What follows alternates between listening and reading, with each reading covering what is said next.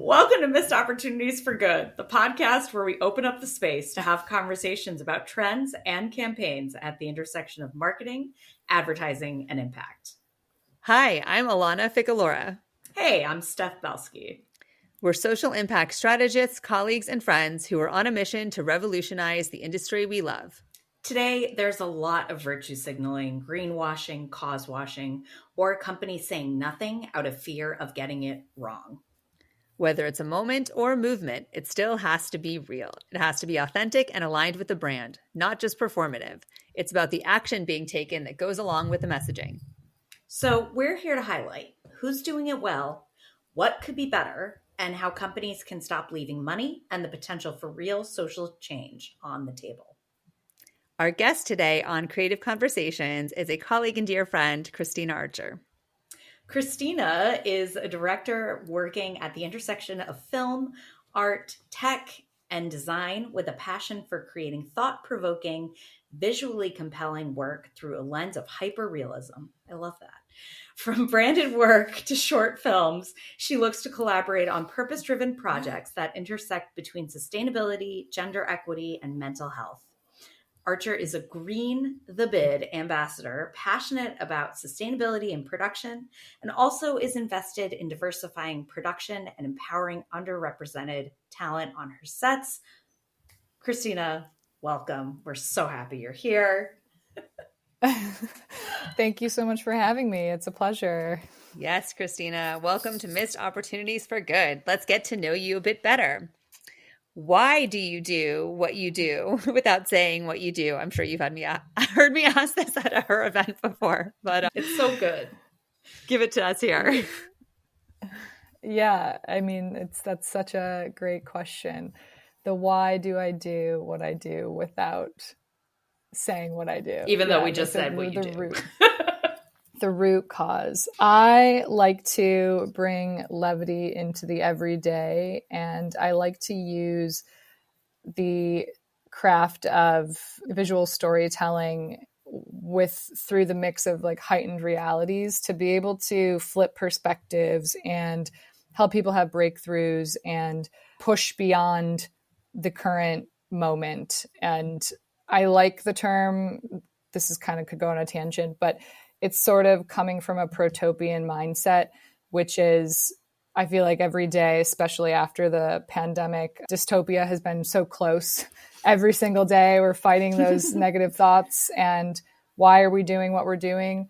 But again, the flip side of the utopia is that, then you're on social media and everything is perfect and grand and everyone's just, putting this mask on and, it's so I like to find a way to cut through the noise with my work so that it can really, help somebody see something that they've never seen it in that way before. So that's my hope as a creative, I think. I love that. Amazing. What first drew you to impact work?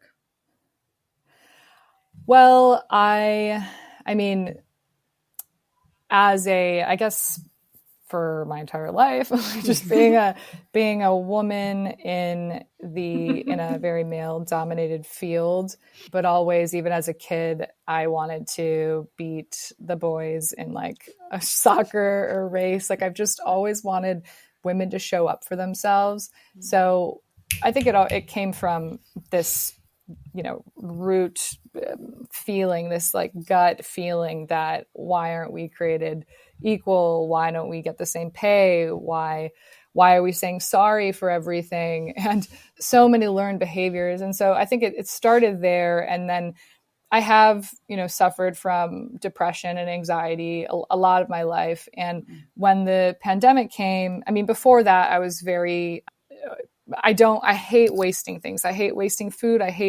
I collect like set pieces and hold on to them to be able to reuse them. And then, I have a little bit of an obsession with just being able to find a second life for things. So that really grew into this, what can I do in sustainability in production? And I guess going back to like this existential dread during the pandemic that really started to weigh heavy on me, I was making decisions based on a future I wasn't excited about, that I didn't believe in. And I realized over time that I needed to change that perspective and that I needed to empower myself, like even if it's one step at a time, even if it's just one action. And it really started with composting, and it really empowered me because I changed my husband's behavior. I would go to the farmers markets and drop off my compost. And I don't know the theory of why LA County all of a sudden decided to create a whole compost like shift so that now there's a green bin and they accept compost materials and organic materials.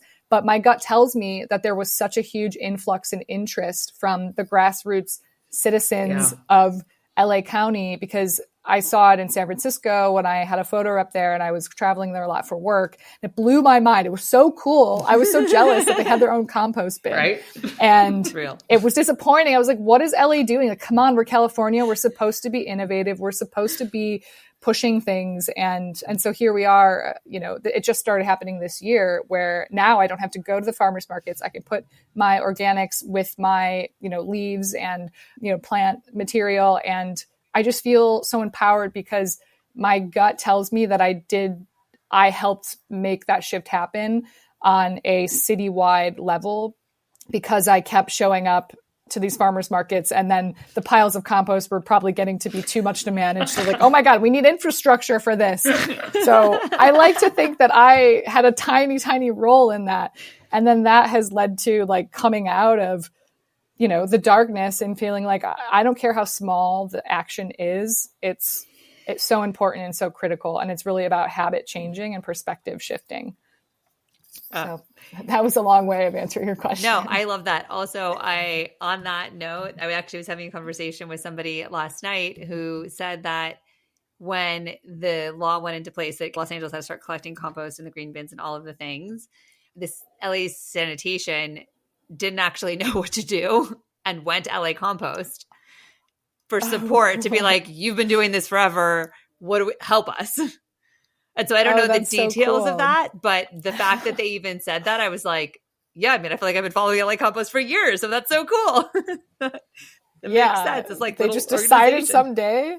Yeah, I don't know, but it just seemed like out of nowhere. And I was like, who pushed this forward? But now I feel like I should properly research because I just want to like send that person an email or whatever committee made this happen. I think it was brilliant and I appreciate them. I just love the idea of composting as like the gateway drug to sustainability. Okay, but also this is totally relevant to the same conversation I was having last night with these women in LA. We're trying to plan a Creatives for Climate event.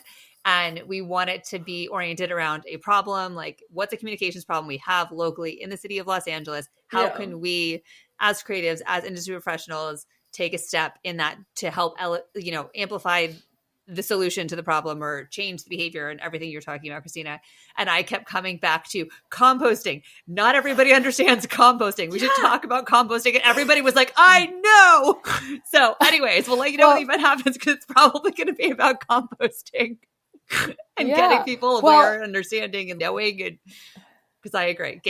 I love that. But I think it's also something that hooked to me because the idea of regenerative as opposed to sustainability and coming to terms with the fact that being sustainable or being zero waste is like, I just wrote a short film and the one line is basically like my thesis is it's going to take a lot more than just throwing less away. Mm-hmm. Like we need to realize that we can't just mitigate what we're tossing away. We actually need to completely change all the structures and make it regenerative.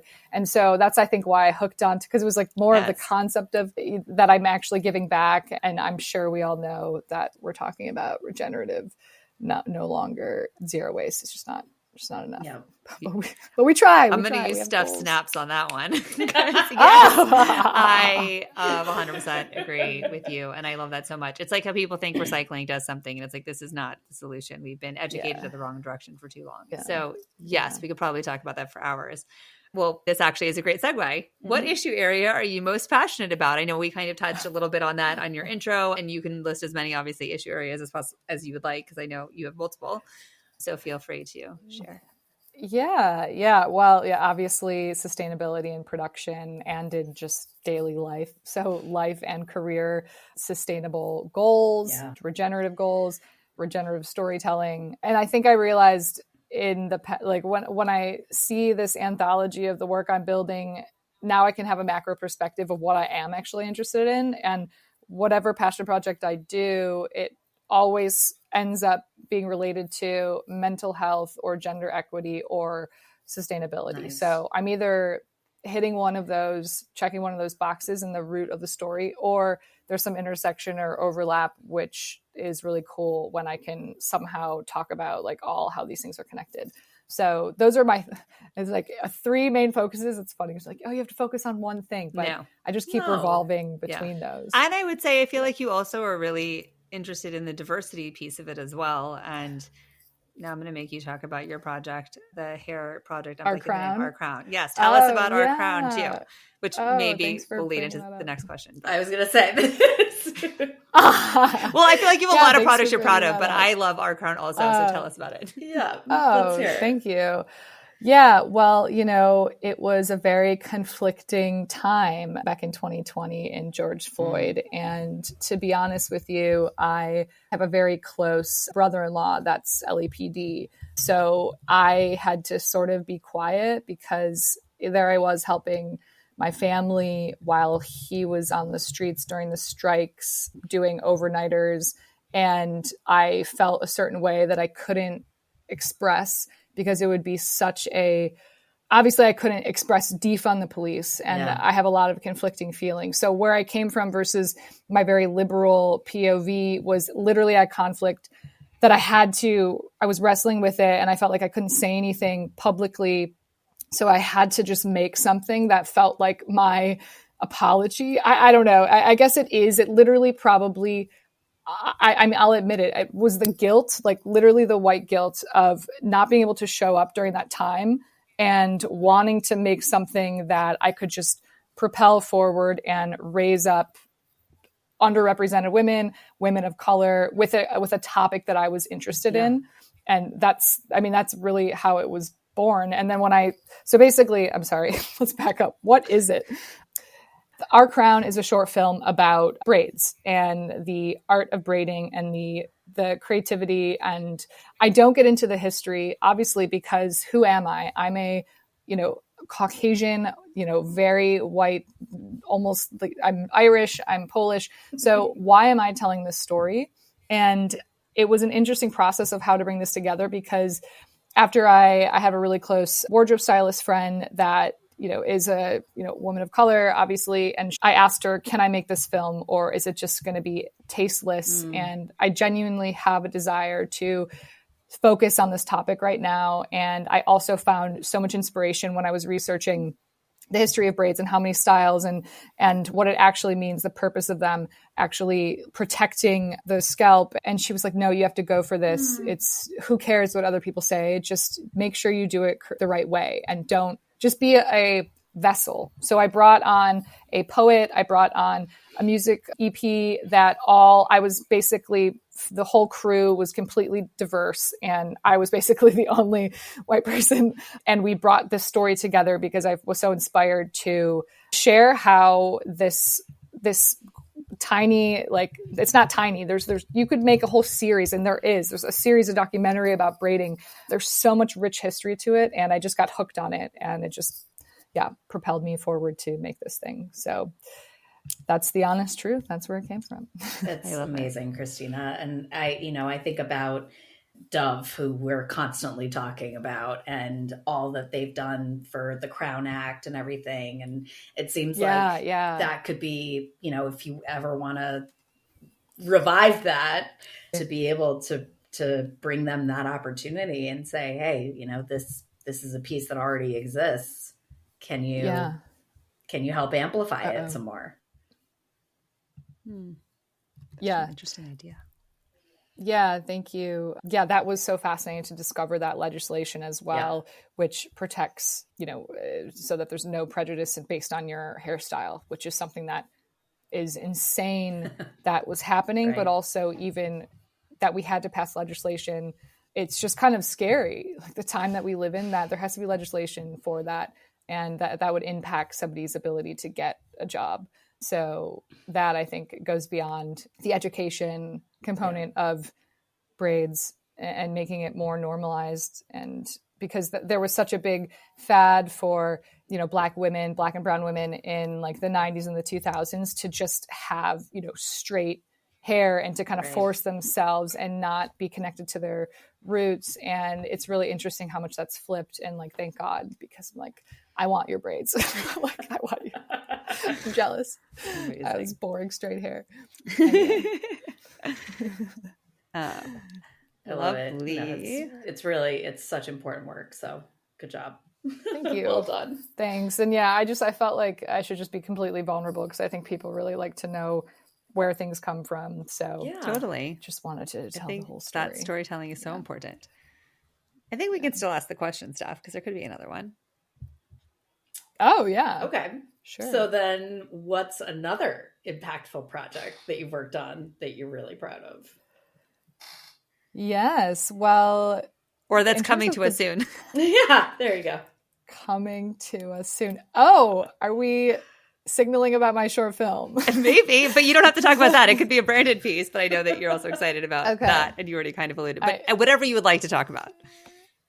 Yeah, I mean, I think, well, I guess I would like to talk about maybe my personal project, and then I can also talk about the branded work that I'm excited about, and we can dissect that. But beautiful. I did embark on a short film that was using, you know, bringing satire and comedy into the climate conversation. And I want to use that as a tool to be able to sort of cut through the noise in a way that's kind of a different, fresh perspective. And that's kind of how I think. I think very ironically, like everything is conflicting and satire in my mind.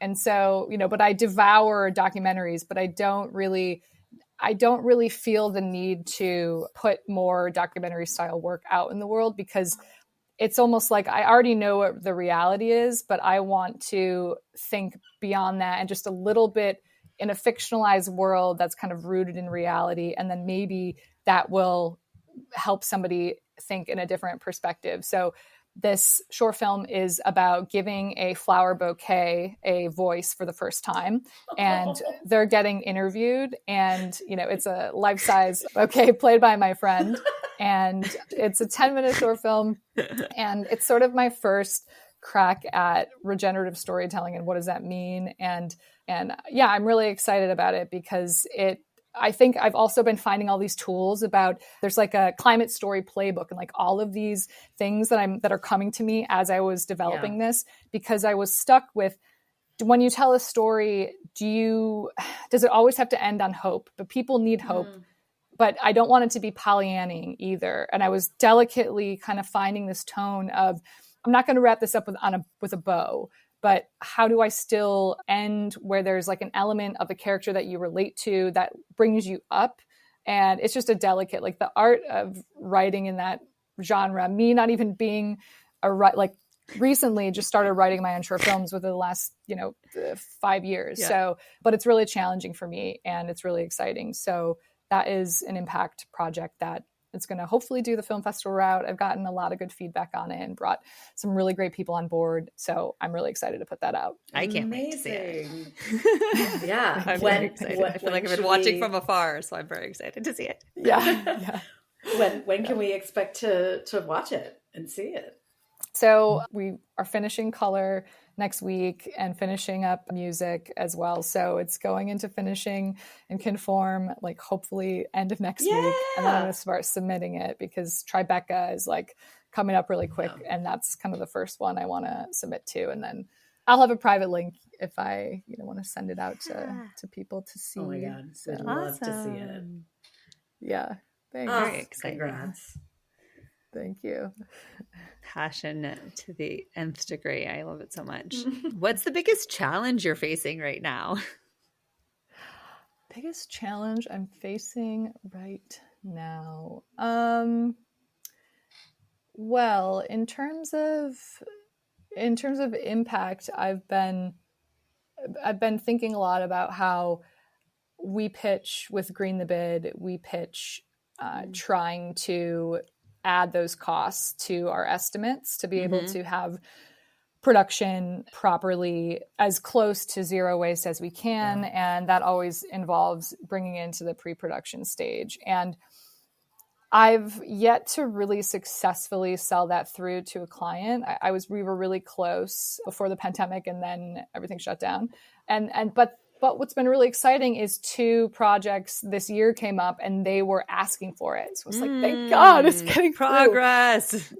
Yes. But my challenge is, how can I push for things as a director, knowing that I need to focus on the campaign and the creative when I want to really push this other aspect. And as an ambassador, like really getting this and selling this in front of them. And it was something that I did with a campaign that was very obvious. It was for a green company. I'll just say that much. And it was such a struggle to be able to get them to approve these costs. And I felt like it was such a missed opportunity. Yeah, totally. Because if you can have a campaign that's not only a green, environmental campaign, but on top of that, the way that you made it was very purposeful and was very calculated in terms of how you approached it and responsibly made. Then you have a whole PR story, even about the making of. 1000%. So I felt like why is this so difficult? And at a certain point I had to let go. There wasn't anything I could force. Yeah. But what I've started doing recently is basically having like a green rider for myself.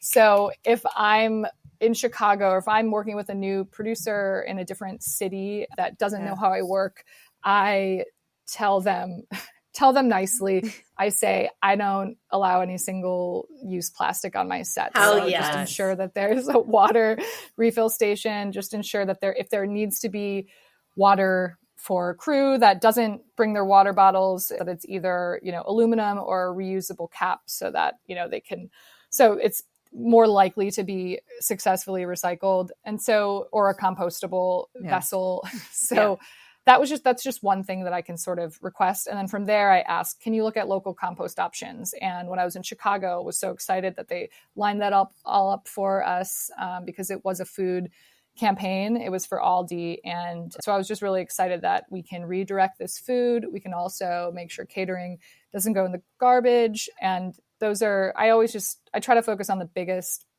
areas, which is catering, food, and like the set design, and obviously, hydration in terms of what I can help oversee. And then, but yeah, so those are been all constantly facing challenges with how I can show up, even though I'm one part of, a really big puzzle. So Kristyna. Okay, I have a bonus go question. ahead. Oh, sorry. Alana. Bonus question. Go, Steph, you go. No, I was just going to say, like, I hope and pray that you are the trendsetter here, and that no, really Thank you. like productions moving forward, that this is just what people do because it needs to be, and not just for the story of it, but for the impact that you're actually making as you're producing amazing content. It's just like, this should be a freaking no-brainer. And it's not. And I love that this is such a holistic process for you. And it should be. Thanks. And it should be for everyone who's going into this work. But unfortunately, it's not yet. Anyway, Alana, go ahead. Okay, my bonus question before we get into the campaign piece of it all. I was just curious, as a director, as a creative, how often do you feel like you get to work on projects that either have impact already incorporated, or where you're able to incorporate impact, whether it is from the diversity lens, from the female empowerment lens? Obviously, we talked about the sustainability lens. Like, how often do you feel like you're even seeing projects that align with your values? Or are you often having to take on projects that really are creatively interesting or pay the bills, or, all the other reasons we take projects, and then focus your passions on the side where you have to do these other projects that are like solely impact focused? Like, where do you find your balance in all of that, I guess? Or you get to see it on both sides. I do think that I kind of put out into the universe last year. I want to be able to work on more branded campaigns that are more aligned with my values. And then the Green Mountain Energy project came up like a month later, and I was like, oh, thank you, universe. Yes. Somebody's listening. But I think a lot of storytelling, it's not the foundation of it isn't revolving around regenerative storytelling or zero waste or sustainability lifestyle. So to insert that into the brand message, sometimes they're not, really thinking about it, but how I have like subtle and even impact. I keep focusing on sustainability, but when I go into like casting, there was situations where, script is written from a very male dominated world perspective. And so when I come in and I say, well, why don't you just flip it? Why can't this person be the female and this person be the male? And like shifting the role reversal, or casting, to be able to represent all, body types and all walks of life and all, differently abled people. And so I think the diversity component and rewriting the storytelling that may be kind of the same rinse and repeat and kind of helping nudge them, is really exciting. Because I think the first project I worked on where there was actually a non-binary person represented in the cast was in 2020 for Staples. And it was for they have a True Red label, their own in-house label. Yeah. And I was so excited because that did come from the creatives, but obviously it wasn't like dictating the story, but it was just so important to just, it's so important to just show the breadth of individuals in the world. So I think that is one component of how I try to shift storytelling through that lens. Yeah. But that's, and again, like I ask that knowing that you're conscious about it, because I think it's so important to empower people to know that they have control over pieces of the puzzle, even if, like the spot itself doesn't have to be solely selling some sort of impact campaign. It can be these little nuances that have such a big effect in the grand scheme of things, right? As people are consuming content, and by being able to see all of humanity on screen and those little things. And so I think there's a lot of power in that too. So anyhow. Yeah, absolutely. Yeah. Amazing. All right. Well, before we jump into the campaign that you've brought us today, which we're very excited about. We've really been leading up to this. No drum rolls here. But let's just quickly review our criteria for our listeners and for you too, Kristyna. So the first thing we always look at is alignment. 2, partnerships. We also look at call to action and transparency. Engagement. And lastly, optimization and amplification. So on that, Kristyna, please tell us about the campaign that you've brought today. If you want to give us a little summary of the creative, and since I know it was a project you actually worked on, if you have any inside baseball information you want to share as well, that's appropriate to share, feel free to do so, but also at your discretion. Yeah. Let me give you a quick summary of the campaign. So it was a project for Green Mountain Energy that was with the agency 160/90. And we shot it last year. And the Green Mountain Energy is a green energy company, wind and solar. Their customers are mainly in specific states on the East Coast. And my role was the director and the photographer of both capturing and helping bring to life their campaign anthem. There was 2 films and a series of, maybe 15 photography aspects to the campaign that they needed captured. So that's the overarching, and the campaign was called Light the Future. And this was actually their first campaign that was ever live action. They've relied heavily on animation for 25 years. So This was a big one. They were doing this because I guess last year was their 25th year, and they realized let's bridge the gap of 2D animation and let's see people on screen representing our message. So I thought it was really so exciting for me to be that first person to bring them into the world of storytelling with video and film, but also that they've been so successful with, they've just been playing the long game at 25 years with very little, focus on having big campaigns. So this was, I think, the biggest campaign that they did. And, they're using it all year. And there was a big push to make sure that they could get it out for Earth Day this year. So yeah, that's the overarching campaign. And then talk to us a little bit about the actual spots that you put together in the production process too, because I think that's also really interesting. Yeah, so the spot, the anthem that was called Light the Future, it required a lot of problem solving, which was really exciting for me because we were able to pitch a very unique approach to making it happen, which I am arguing that is in this holistic sustainability idea, but I'll get into that. So we needed to show wind and solar without relying heavily on post. And because we had a very short post deadline, we also had like a million different cut downs. And so it was important that we weren't doing everything CG and green screen. Like, how much can we shoot practically? Yeah. And I'd only really seen, when I was doing research, I'd only really seen wind and solar being approached with heavy CG with these like beautiful, kind of like a car ad. Like it was just, it was like, yeah, because there are these monstrous things, like how do you showcase them? So we came up with a hybrid approach, which was, first of all, second aspect of the campaign is we needed to show like 10 different landscapes to be able to showcase the variety of places in the US that they service. And that was really important, to be able to have the nature be awe-inspiring and not be the same. And it was very specific locations that were evergreen, that didn't look like a city that you knew. You know how that goes. Yeah. So our solution was, let's bring this into a virtual production using an LED volume, using Unreal Engine, because Unreal Engine and what exists already on the marketplace is already a ton of nature environments. So that already removed probably weeks of post for replacing the nature backgrounds that were shown through the windows in every single scene. So that was like one aspect of tightening up that. And then on top of that, we were able to add some specific wind turbines on the LED volume. So it was shooting a digital environment in real time.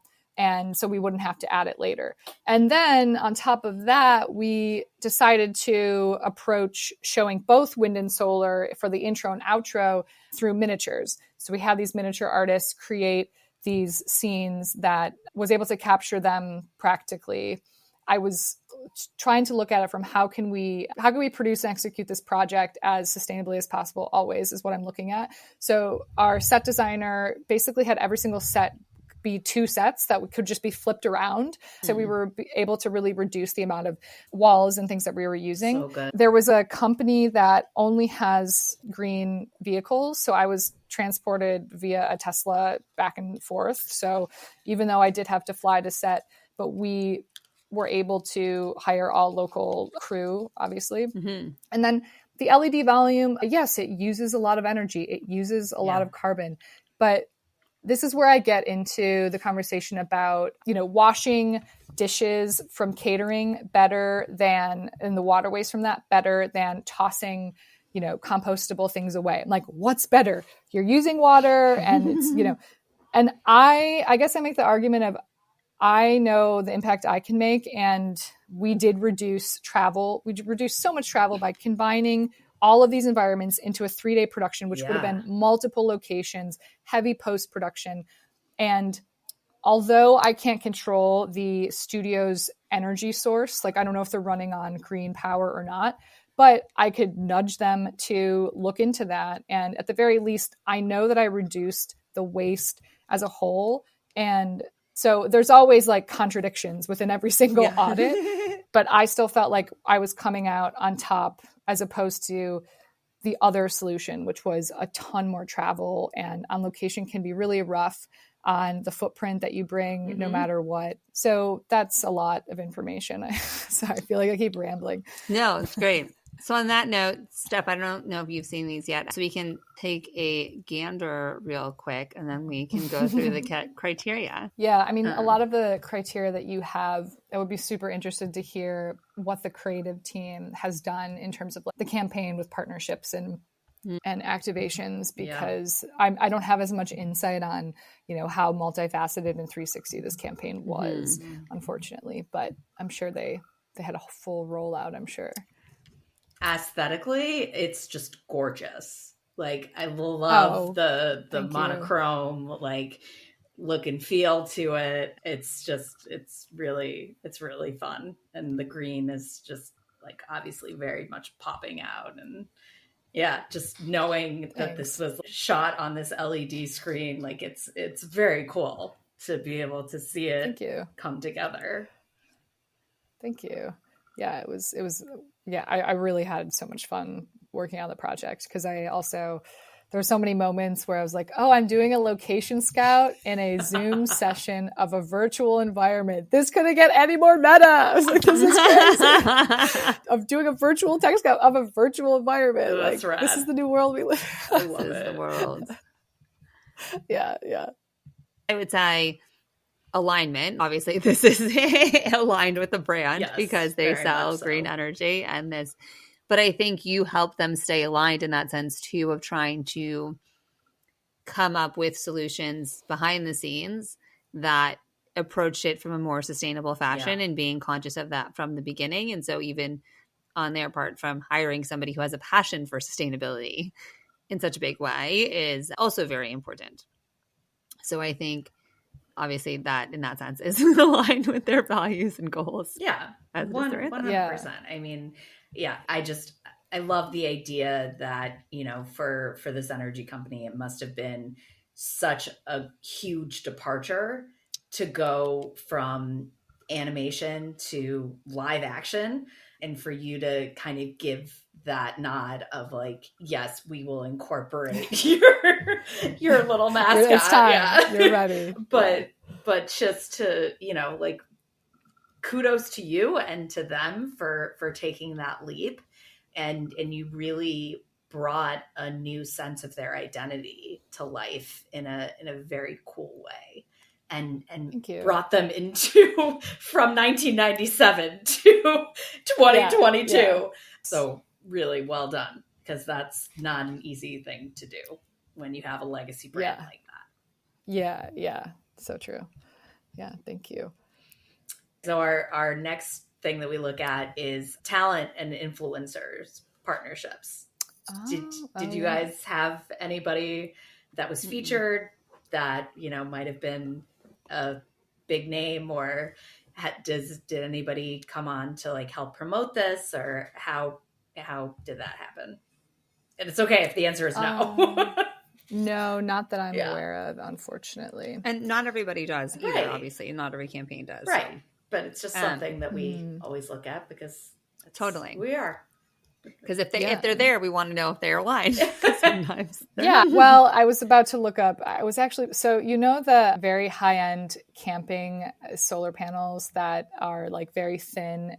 They sell them at REI, and they actually are like a sub brand. Like, it's Green Mountain Energy has worked, or they do work with them. And when I was going down the rabbit hole of pitching the sustainable, like full carbon audit, I was pitching like, why don't we just run the studio on these things? Because, hey, it's part of your brand. And like, there's no proof. Like, I don't know, is the power coming from it sustainable? Is there glitches? Like, who am I? So it was like, I was just spinning my wheels, but I thought that would be kind of cool. Like, that could have been a cool partnership, but it didn't happen. I love that you're trying to think. You're trying to think of new and innovative ways to utilize the greener technologies we have. So I think that's awesome. Oh, Goal Zero. They're really cool. It's called Goal Zero. Anyway. Interesting. We'll have to look that up. Nonprofit partnerships. I mean, I can't find anything in a quick look that's directly correlated to this campaign specifically, but very quickly on their website found that since the company was founded in 2002, since their charitable program that Green Mountain Energy has is called Sun Club, and that was founded in 2002. And they've donated more than $13 million to 156 nonprofits across Texas and the Northeast. And that's just since this was written, this press release in August 2023, so just a few months ago. Wow. Impressive. But that's pretty cool. Yeah. And that's probably honestly not even tracking much of 2023, even though it was written in 2023. They're probably reporting from the year before.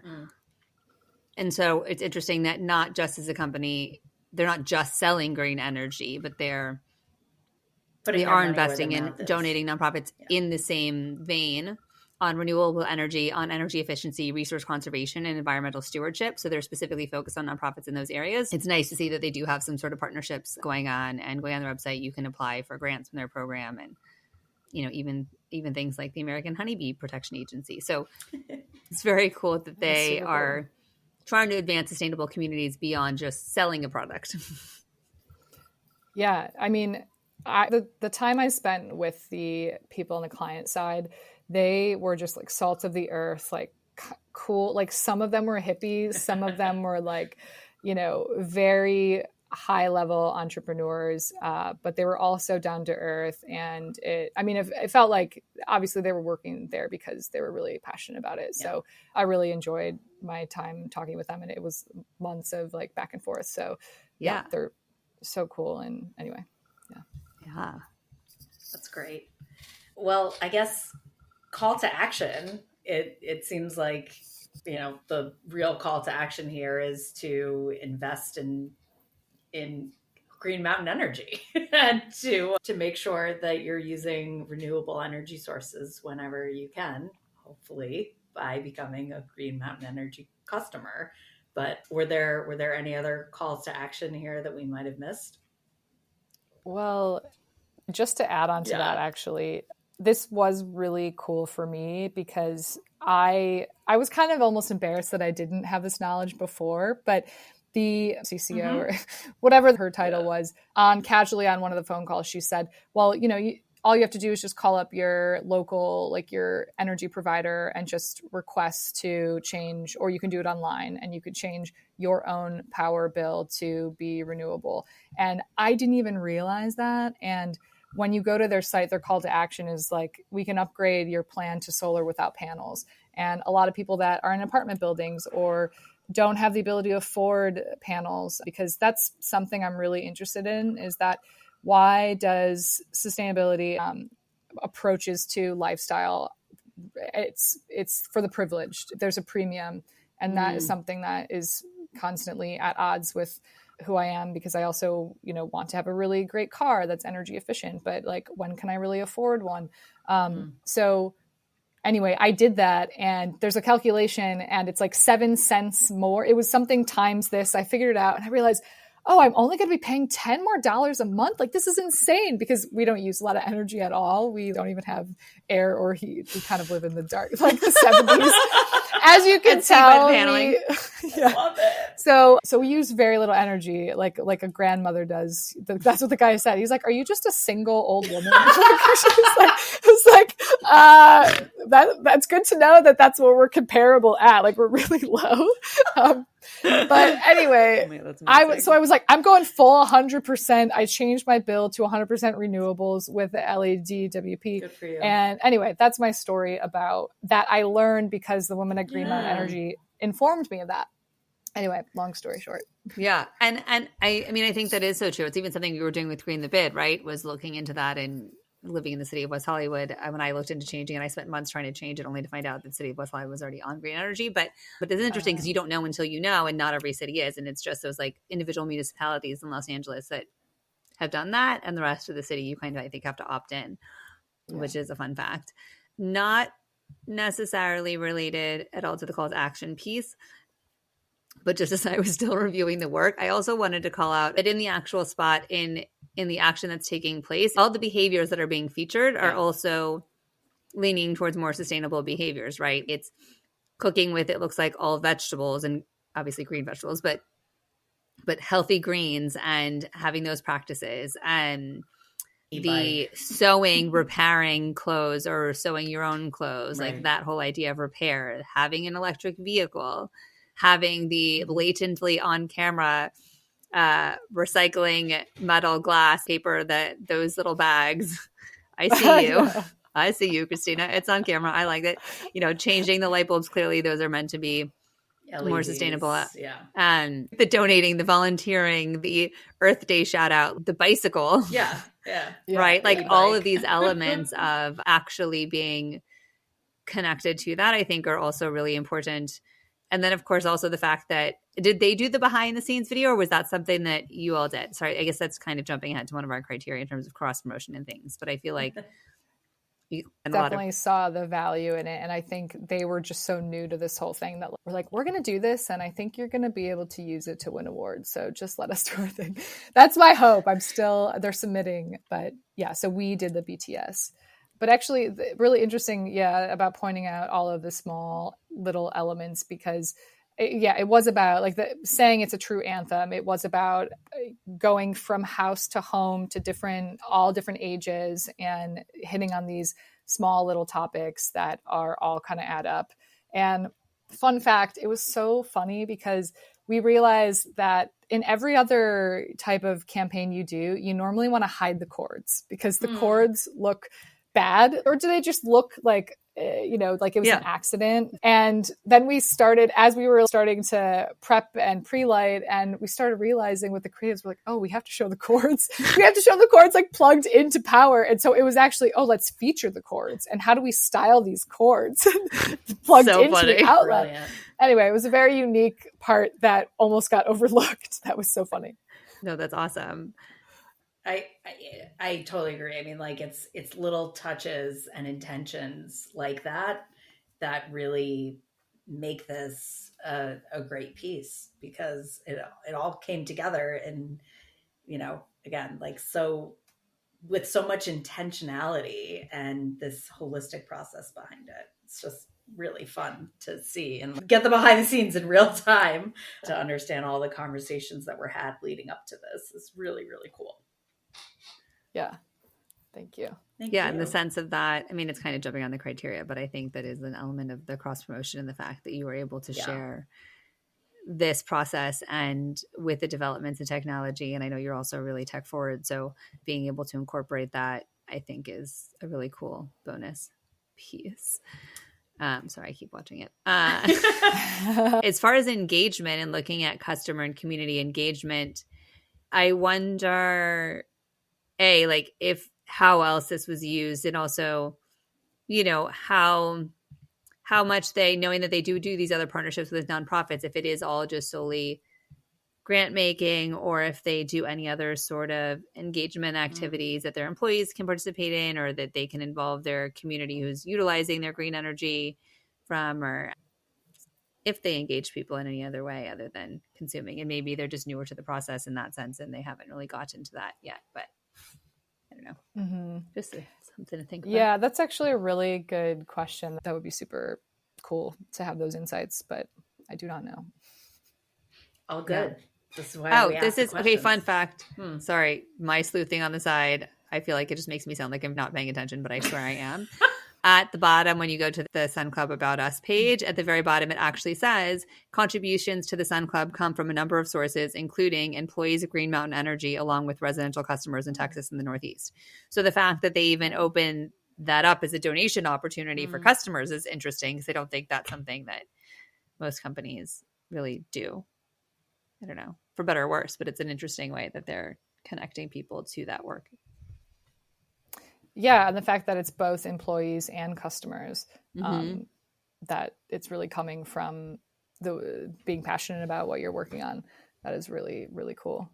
Love that. And also not necessarily related to their engagement piece, but just when we talk about results and tracking, and how we kind of jumped around past that in a way because it wasn't directly related. But there is a tracker on their webpage that's constantly moving that talks about how many pounds of CO2 have been avoided, and equates, is that even a word? And shows how many trees that's equivalent to. So they're also tracking their own impact in terms of the usage of green energy, and who knows how that tracking works. But interesting to see the differential between green energy versus non, and hopefully that helps empower people to make that choice to make the green energy. Yeah. I love a good tracker. Same. Who doesn't, really? Yeah. What What am I actually doing? Yeah. There was literally one campaign about putting pride flags on businesses where they have Right. pride flags. And then we were making up ideas for said tracker for like 10 minutes, talking about the possibilities that they should be adding, which was just like a very funny, random sidebar. But anyhow. Yeah. All right. So then let's wrap this up. What do we think? You know, it seems like this was a beautiful package that all came together really, really well. But what, if anything, do you think was a missed opportunity for good here, or an opportunity for even greater impact? Yeah, I mean, I would definitely go to the big dream that I had of actually like carbon calculating every department and having a nice shiny like cover page that was very illuminating on those 3 days of production or even like before that, to really see it on paper. I'm obsessed with those reports. I love seeing them. It takes a lot of time to create them. So, but you do need somebody dedicated to measuring and weighing and talking to every single department to properly figure out the actual carbon footprint. But I definitely think that was a missed opportunity for PR and for telling like a full story. Because not only are we talking about the product and the brand, but how do you make something like this in a responsible way. So I wanted to go way farther than just my efforts that were enough, but not, to me, it wasn't the A+ I was looking for. So. Yeah, I mean, I wonder if, to your point, how it was the light bulb moment for you too. About, feels a little punny to say light bulb. Sorry. Yes, light bulb moment. But to have had that moment of thinking about, changing your energy plan, I wonder if it, in that sense, almost like their CTA is as clear by just saying to go to their website, or if they should have even added something in there that calls out, like, it's really simple, or like how easy it is to switch versus requiring somebody to then understand, to go to the website and then have to figure it out. But if there would be value in the messaging, having that like light bulb that you had, having that little tidbit just as clear, shared in the spot and the creative as well. I don't know. But also maybe hopefully sidebar related, not related, that your dedication to the sustainability on and off screen and working on such products also inspired the creative team and, to incorporate these practices on their future productions and things like that as well. So anyhow, I don't know if it's a missed opportunity, but it's a hopefully like paying it forward opportunity where that sticks with them and continues to take place, that we won't obviously be able to track, but would just be very cool. Well, it's nice to, you guys are looking at it with fresh eyes. You've never really dove into it. And you're also looking at it from your perspective and your expertise. And so I've, watched it so many times, and I don't know if I can even see it with a new perspective, but that was such a great insight, because it's almost like even creative consulting with their communication of their idea, because you feel like you have to, it's like a say, that's the constant kind of director dilemma, is we have to see what we're saying. We have to see what we're talking about. And that's a challenge of, well, when do we not have to do that? Can we do it more abstractly, or how can we storytell? And so when you're talking about changing your green energy plan, that doesn't have to be forcibly showing like solar is in the background or on the roof, wind is in the background, because you're right. I don't think that message is there. And a lot of the people that they serve may not be able to afford it or live in an urban environment. So that's really interesting. Maybe I'll nudge some thoughts. The upcoming campaign, hopefully they come back for more. Yeah. Well, and then to that point of people not being able to afford it, I wonder then how correlated their nonprofit activities are in relations to reaching those communities who may be interested but not wanted. And if there somehow is a bridge anywhere there where they can be, if there was like a way to opt in where you maybe couldn't afford the difference but would like to, and then somehow that whatever it was called, Sun Something Arm, can help subsidize that for people who are under X income amount or something. I don't know. Besides just solely grants and nonprofits, like maybe there's something interesting there. Yeah, I think you should be working for the brand internally. What's happening? Should go reach out to 160. They need you on the creative team to oversee these thoughts. We're open. We're always here. Well, Kristyna, thank you so much for joining us today. Where can we direct people to learn more about you and your work? You can go to archerstudio.co. That's my website. You can go to my Instagram. It's just at archerstudio.co. And yeah, feel free to reach out. I'm always love hearing about other people's stories and if there's any questions people have. But this was such a pleasure. This is such a cool podcast. Like the idea is just so interesting and so cool. And I mean, I feel like you guys are the only ones that are doing it. So we're going to amplify this voice. And yeah, thank you for having me. What a pleasure. Thank you so much. Kristyna, thank you so much for helping us shine a light and learn from you and so many others who are doing it well and reducing the missed opportunities for good. We want to hear from you. Let us know, what campaigns are you seeing that are doing it well? Who would you like to see us interview, and what campaigns would you like us to audit? Thank you so much to our listeners for joining us on our mission to revolutionize the industry that we love. Missed Opportunities for Good is a production of Aligned for Impact and Love of Good. And we out.